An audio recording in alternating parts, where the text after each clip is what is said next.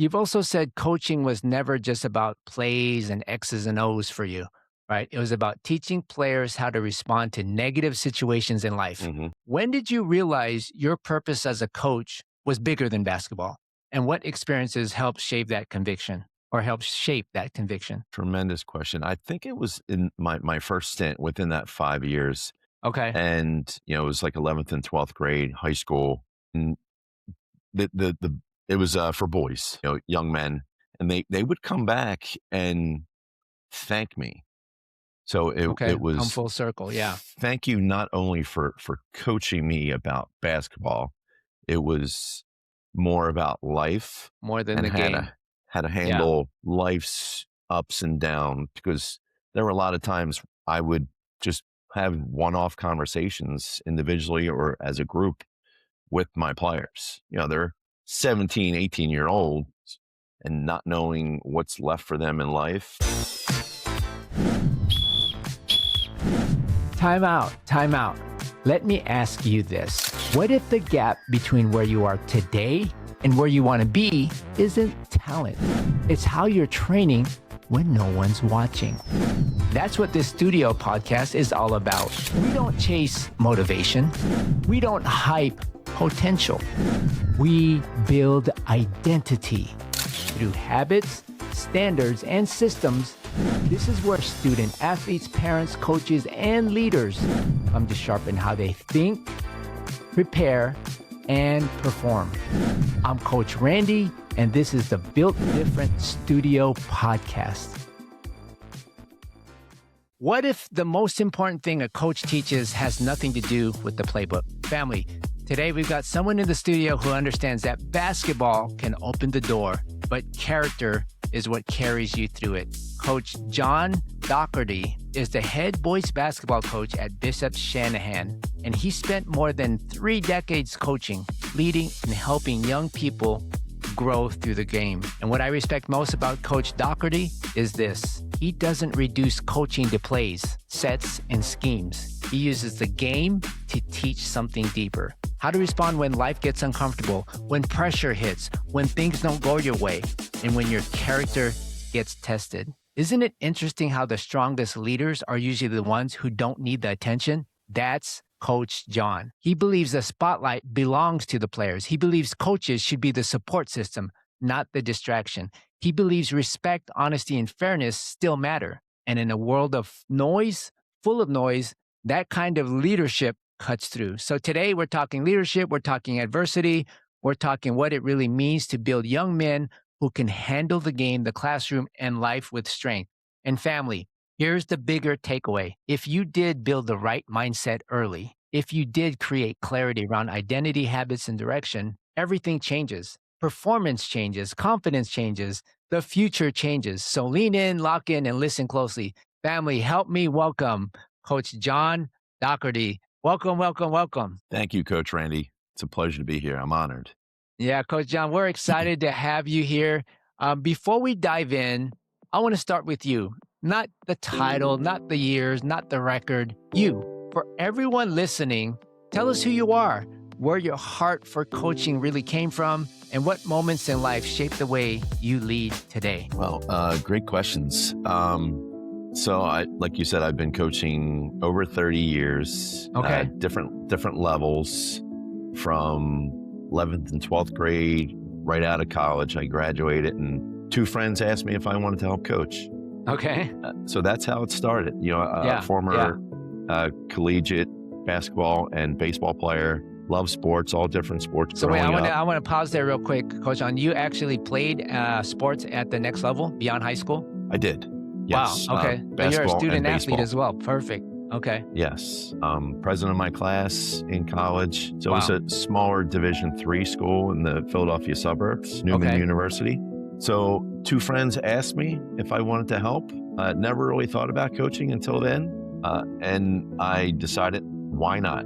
Let's do this, right? Okay. And had a great experience for 5 years. And then I wanted to just get more involved with teaching fundamentals. Love it already. So, Go ahead. at that time, I was getting married. I married my wife, and we moved to a different area, like not too far away from where I originally started coaching. And it was a local school, 7th and 8th grade, CYO, which is a Catholic organization in the Philadelphia suburbs. Yep, familiar with that.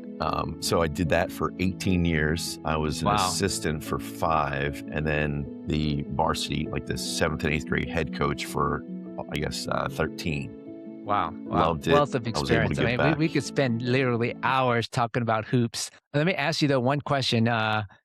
In terms of, your success, what is that key, call it silver bullet, that you need to have? Every coach says you need to have the players, but some coaches say, I don't care if we have the players or not. It's the culture. What is that number one thing that you kind of like put your hat on? You need to have this. I think there's a number of things to be successful. First, you got to have resilience. You got to have a great support system. You got to have the confidence in yourself that what you're doing is the correct path. It's not always going to be easy. And like you said, you mentioned structure. I think structure and accountability in any program is 100% I love necessary. That. Yeah. No, thanks for sharing that. You've also said coaching was never just about plays and X's and O's for you, right? It was about teaching players how to respond to negative situations in life. When did you realize your purpose as a coach was bigger than basketball? And what experiences helped shape that conviction? Tremendous question. I think it was in my first stint within that 5 years. Okay. And, it was like 11th and 12th grade, high school. And it was for boys, young men. And they would come back and thank me.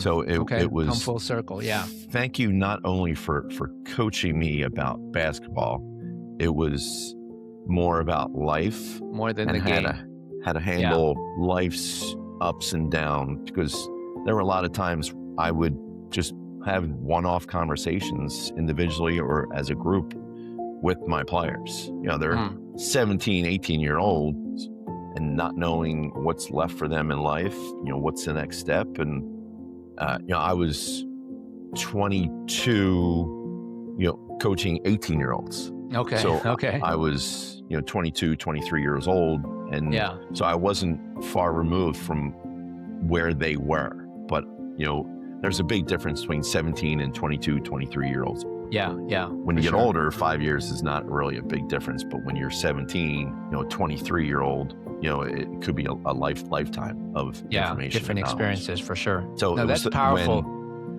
Coming back and thanking me, not only on the coaching aspect, but it's just more about teaching them how to be like mature young adults. Okay.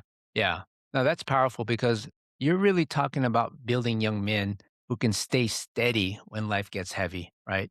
Not just athletes who can perform when things are going well, and just building those relationships. I hear that a lot in terms of the importance of having relationships with the players. And when you lead from that place, it naturally raises the next question about what happens when your own leadership gets tested in real time. So after more than 30 years of coaching at different levels you've shared, what's one season, a setback, or difficult moment that forced you to grow the most as a leader? And what did that experience teach you about staying calm, clear, and effective under pressure? I could see your demeanor, right? I mean, it's not, the way you coach, I'm like listening to what you're going to say, right? Yeah. So explain that to me. Every coach, no matter what sport and at what level, always encounters some adversity, whether it's, it could be, your team not listening all the time or not understanding, or you have parent issues or other issues, like parents of your players, or people that you don't even know. Yeah. I would say the one example, when I left the high school, when I went to the 7th and 8th grade, I took over for a gentleman who was there for quite a bit, good tenure. He had left on his own, so he wasn't like he was let go or anything. So it was on good terms. Okay.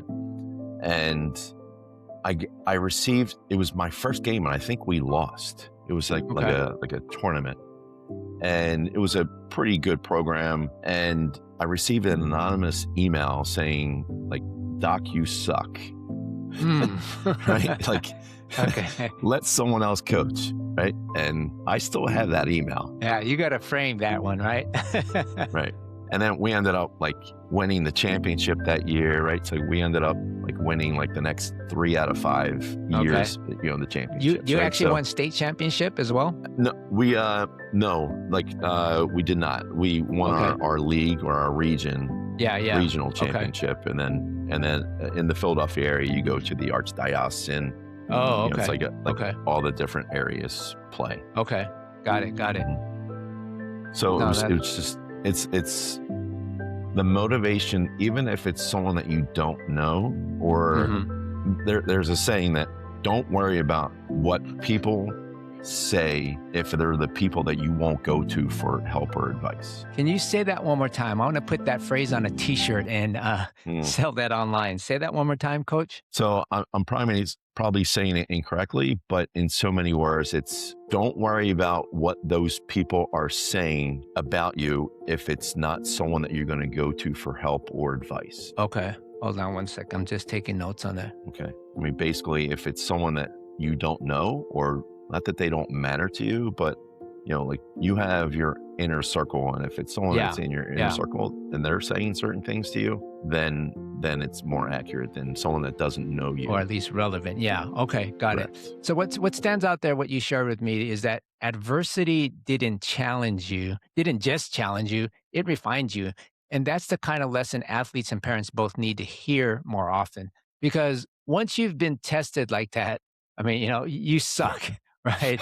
You start to see the habits and systems that actually help people respond better before pressure even shows up. So I have another question. You've coached long enough to see what separates athletes who keep growing from those who stall, right? What's one mindset, habit, or daily standard that helps a player handle adversity, stay disciplined, and keep moving forward? And if a young athlete started doing it today, how could it change their future? Great question. I would people around any athlete need to keep, you need to be honest, respectful, but keep them accountable. Love that. Okay. The athletes that I feel have the hardest time with adversity are the ones that are never told no, or like do better. Like they're never challenged, or there's never any adversity for them. For example, if you have a player that is always told yes, or they can never do any wrong at home, then when I tell them they're doing something incorrectly and try this, or they're doing something that's detrimental to the team and the team atmosphere, then they're not able to comprehend that and change. They're not willing to change because they're not used to having to change at home. Yeah. No, that's the real difference maker right there, because talent again might open the door, but structure, self-awareness, honesty, and accountability are what keeps someone advancing. And that leads naturally into the people behind the process. You talked about the parents, right? Because those standards usually get passed down from somebody who modeled them before. You talked about athletes not hearing the no, right? Or not telling them how to get better. So you speak with a lot of humility about the role of a coach, especially when you say the spotlight should go to the players and the coach should be the support system. Who helped shape that philosophy in you? And what did they teach you about serving others with respect, honesty, and fairness? I think with any person, whether it's a coach or an employee or just a person in general, there's a lot of people that mold you to the person that you are, and you continue to grow. But my parents, and then I've had and I actually just saw him the other day, my 7th and 8th grade school coach. Okay. Jack McCaffrey, who he was all about fundamentals. So it was a combination of Jack McCaffrey and then my high school coach, Bud Gardler, Cardinal O'Hara. He instilled a lot. He's pretty well known in the Philadelphia area, and then my college coaches, I had a couple. John Flanagan and Rob Linden and George Wallace. I take bits and pieces of each of them, how, one's really good at one function. One, like Rob Linden was an assistant coach, and he would always tell us players the why, like the reason. The why. Which is what I always tell my players now is, here's what we're doing and here's why. Right? Because the players need to know why you're doing something as an end result, so they can maybe find their own path to that end, because we want to get to that, what we're trying to accomplish, and it might take them a different path. But at least if they understand the why, it's not just because I said so, it's here's why. So let's all get there together. Yeah, I love that as well. So because the best leadership usually leaves fingerprints, and you talked about the ones that helped you, and you could hear how those lessons still show up in the way you treat players and families now. I mean, just explaining the why, so important. I mean, players sometimes, I coach young players nowadays, and I try to do the same thing. And, okay, this is the reason you're going to cut. You're going to cut with your hand down or hand up. Why? And understand that, rather than being robots, right? And trying to be robots on the floor. So when you think about the young athletes coming up now, dealing with pressure, distractions, expectations, and uncertainty, what's the one mindset or standard you want them to live by if they want to become truly built different in school, sport, and life? So one thing that we say at Bishop Shanahan, within our program is, don't worry about the outside noise. And I will say it's a lot harder to be a student athlete these days. There's a lot more pressure with social media. All players are giving their highlight reels on Instagram and X and Twitter and just all social media outlets. And it's harder for them than it was, I would say, for me, growing up. We didn't have that. It was by word of mouth for and certain things. So just for them to continue to work and be accountable and have a great support staff. My players know that they can always, whether they, after they graduate years from now, or if I coached them 20 years ago or 5 years ago, they know that they can come to me or anybody on our staff. First of all, I have just so I can get this out there, my staff, my coaching staff is awesome. They are tremendous. And at Bishop Shanahan, we have a great administration, great support, and our parents are also wonderful. So it helps everyone to just remain focused and do their job when you have a great support system. Thanks for sharing that. A couple of things I want to follow up on there. Can you name some of your coaching staff, their names? Who are they? Sure. Michael Kilcoyne, Nick Lamb, Tyler Newhouse, Joe McCann, Rob Fertura. They're my current staff right now. And Got it. And Kenny Costello. The culture you've built, especially you mentioned the parents, right? I mean, not a lot of coaches can say the parents are bought in, the parents are on the same page. It's a support system from the parents. How did you build that culture with the parents? So my first year at Bishop Shanahan, there was a transition. And so I inherited some players in the program, which I knew.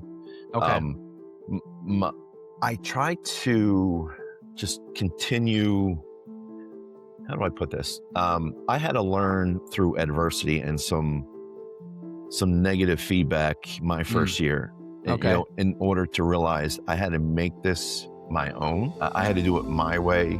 And because if I'm going to fail, I'm going to fail doing what I think is correct. Yeah.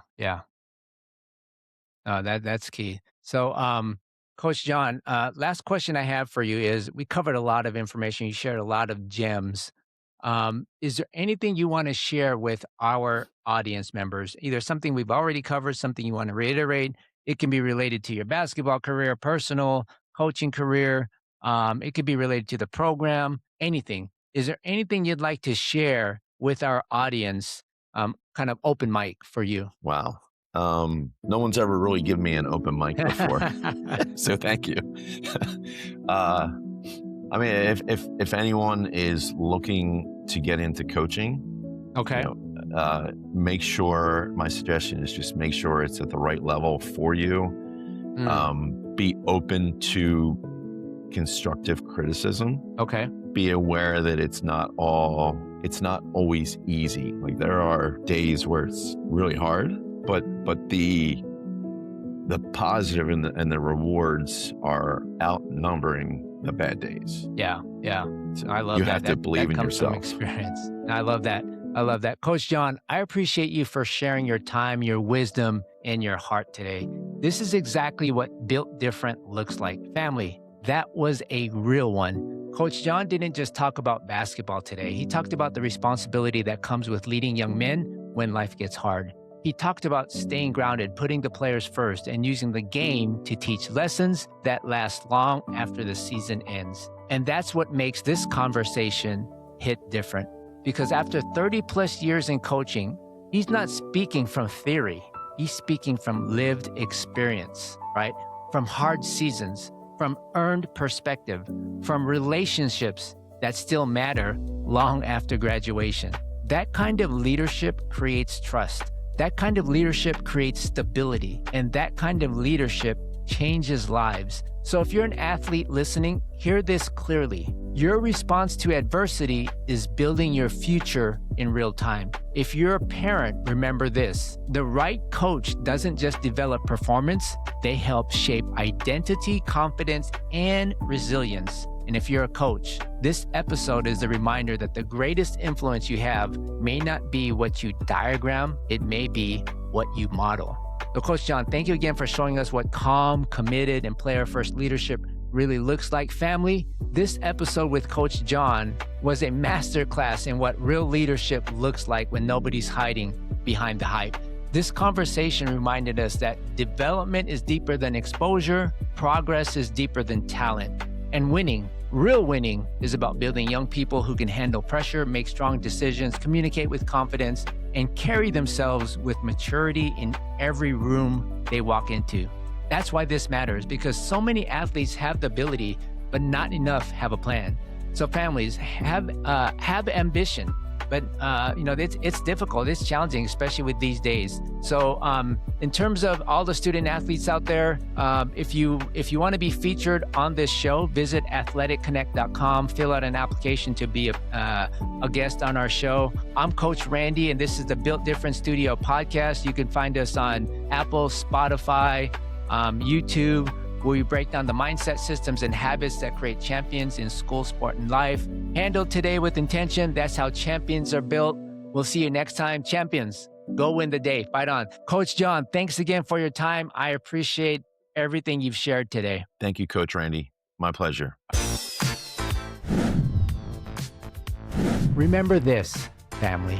Talent might open the door, but your mindset, your habits, and your discipline decide how far you go. So keep showing up, keep building, and keep choosing the harder road, because that's the one that makes you built different.